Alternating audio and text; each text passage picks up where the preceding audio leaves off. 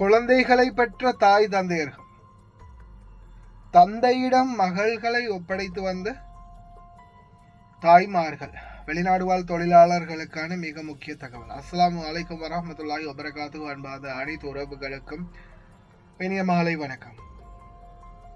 வெளிநாடுகளில் இருக்கக்கூடிய தாய் தந்தையர்கள் கொஞ்சம் சிந்தியுங்க. நீங்க உங்களுடைய குழந்தைகளை யாரிடம் பொறுப்புல விட்டுட்டு வந்திருக்கிறீங்க? அவங்க எப்படிப்பட்டவங்க? அல்லது உங்களுடைய குழந்தைகள் உங்கள்ட்ட எதையாவது பேச நினைக்கிறாங்களா? இல்ல நீங்க பேசும்போது அவங்க ரொம்ப பயந்த மாதிரியோ அல்லது தடமாற்றத்திலேயோ இருக்கிறாங்களா? கொஞ்சம் கவலையோடையும் அல்லது சோர்வான நிலைமையிலையும் காணப்படுறாங்களா? அப்படி இருந்தா கொஞ்சம் அவங்கள இன்னும் கொஞ்சம் தேடி பாருங்க. ஒரு சம்பவத்தை பத்தி பதிவிடுறேன். சம்பவத்தை பத்தி யாரும் என்ன கேட்கலன்னா கொஞ்சம் செவிமா எடுத்து கேளுங்க. 14 வயது மகள் தொடர்ச்சியாக பல வருடங்கள் பாலியல் துஷ்பிரயோகம் செய்திருக்கிற தந்தை தாயாரால் போலீசில் முறைப்பாடு செய்யப்பட்டு இப்போது தந்தை கைது செய்யப்பட்டிருக்கிறார். இந்த சம்பவம் வெளிநாடுகளில் எங்கும் நடக்கவில்லை. கிழக்கு மாகாணத்தில் அம்பாறை மாவட்டத்தில் பெரிய நீலாவணை என்கின்ற இடத்தில் இப்படி ஒரு சம்பவம் பதிவாகி இருக்கிறது. என்ன நடந்திருக்கிறது என்பது தொடர்பாக கொஞ்சம் விரிவாக பார்க்கிற போது இன்று காலையில் இந்த செய்தி பரவலாக பேச ஆரம்பிக்கப்பட்டிருக்கிறது. அதாவது தந்தை கடற்தொழில் செய்கிறார், தாயார் நெசவு தொழில் செய்கிறார். பிள்ளை பெரிய நீலாவணையில் இருக்கின்ற ஒரு புறநகர் பாடசாலையில் 14 வயதில் கல்வி கற்று வருகிறது என்று சொல்லப்படுகிறது. இந்த பிள்ளை உடல் ரீதியான மாற்றங்களை எதிர்கொள்ள நேரிடுகிற போது தாயாருக்கு அது தொடர்பில் தெரிய வர தாயார் அது தொடர்பாக பிள்ளையை கொஞ்சம் நோட்டமிட்டு பார்க்கிற போது பிள்ளையினுடைய நடத்தையில் மாற்றம் தெரிகிறது. அதாவது பிள்ளை யார் ஒருவரால் துஷ்பிரயோகத்துக்கு உட்படுத்தப்படுகிறது என்பது தெரிந்திருக்கிறது. உடனடியாக தாயார் பிள்ளையிடம் துருவி கேள்விகளை கேட்கிற போது அதற்கு காரணம் வெளிநபர்கள் யாரும் கிடையாது, வீட்டில் இருக்கிற தந்தையார் என்று சொல்லி தெரிய வர தாயாருக்கு பெரிய பேரதிர்ச்சியோடு சில வீடுகளில் மாதிரி அந்த பிரச்சனையை மூடி மறைக்காமல் தாயார் துணிச்சலாக ஒரு முடிவெடுத்திருக்கிறார். உடனடியாக பெரிய நீலாவணை போலீசாருக்கு முறைப்பாடு செய்கிறார். என்னுடைய கணவர் தொடர்ந்து என்னுடைய பிள்ளையை பாலியல் துஷ்பிரயோகத்துக்கு உட்படுத்தி இருக்கிறார், தந்தை மகளை இப்படி செய்திருக்கிறார். வெளியே பேசுவதற்கு வெட்கப்படுகின்ற ஒரு சம்பவத்தை தாயார் துணிச்சலோடு கொண்டு போய் புகாராக அளிக்க உடனடியாக போலீசார் நடவடிக்கை எடுத்திருக்கிறார்கள். நடவடிக்கை எடுக்கப்பட்டு இப்போது தந்தையார் கைது செய்யப்பட்டிருக்கிறார். அந்த பிள்ளை கல்முனை பிரதேச வைத்தியசாலையில் அனுமதிக்கப்பட்டிருக்கிறது மேலதிக சிகிச்சைகளுக்காக அல்லது மேலதிக பரிசோதனைகளுக்காக. குற்றம் நிரூபிக்கப்பட்டு தான் இப்போது கைது செய்யப்பட்டிருக்கிறார் என்று சொல்லப்படுகிறது.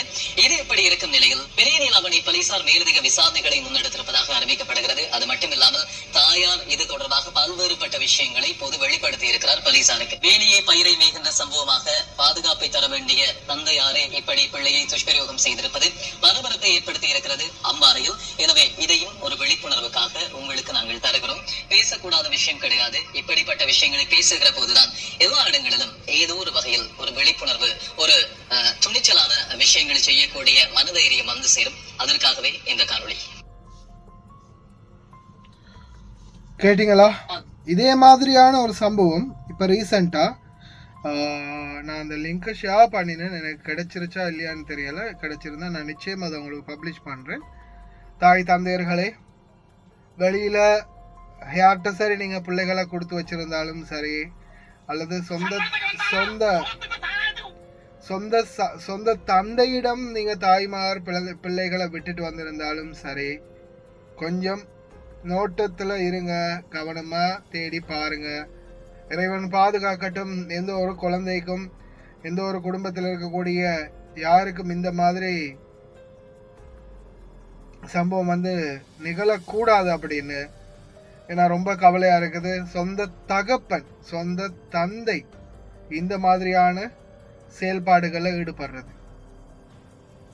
அதே போல இப்ப ரீசெண்டா கூட இன்னொரு சம்பவம் ஒன்று பதிவாகிச்சு. அந்த சம்பவத்தையும் ஃபேஸ்புக்ல பார்க்கக்கூடியதா இருந்துச்சு.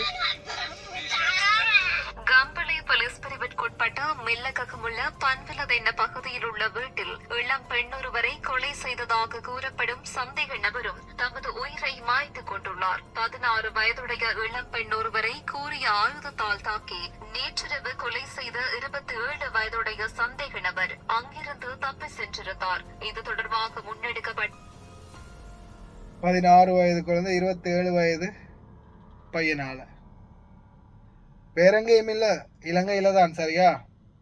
இலங்கையில நடக்கக்கூடிய சம்பவம் தான். மெயினான டாபிக்கு இன்னும் வரல இல்லையா?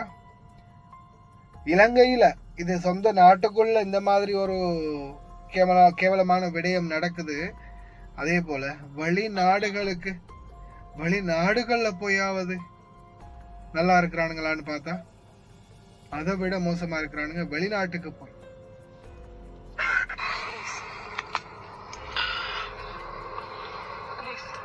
So your name Rajesh? What's your name? My name is Rajesh. Rajesh, yeah? Rajesh. Okay. My name's Callum. This is Connor. We're a team called Protecting Pompey's Innocent. Sorry? Protecting Pompey's Innocent. Listen, we're an online child protection team. What we do is we speak to individuals. We speak to individuals like you who've been talking to children. You've told her. Do you want me to get the message up?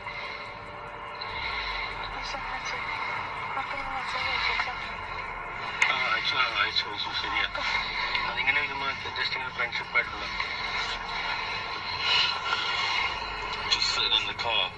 Now I'm talking to you. He's going to be arrested.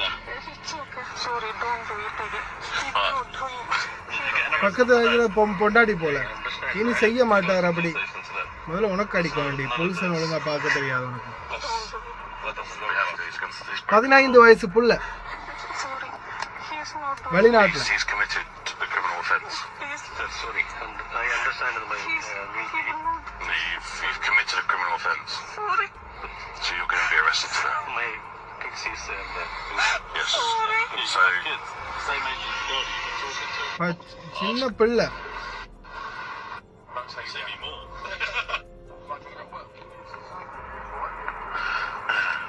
You're hanging out. Change that bit. On those pages. Hand the camera up that way. Camera ஆதாரத்தோட கொண்டு போய் கொடுத்துருக்காங்க. Victoria, if you fancy getting part of the team, drop us an inbox and someone will get back to you. Always recruiting more people.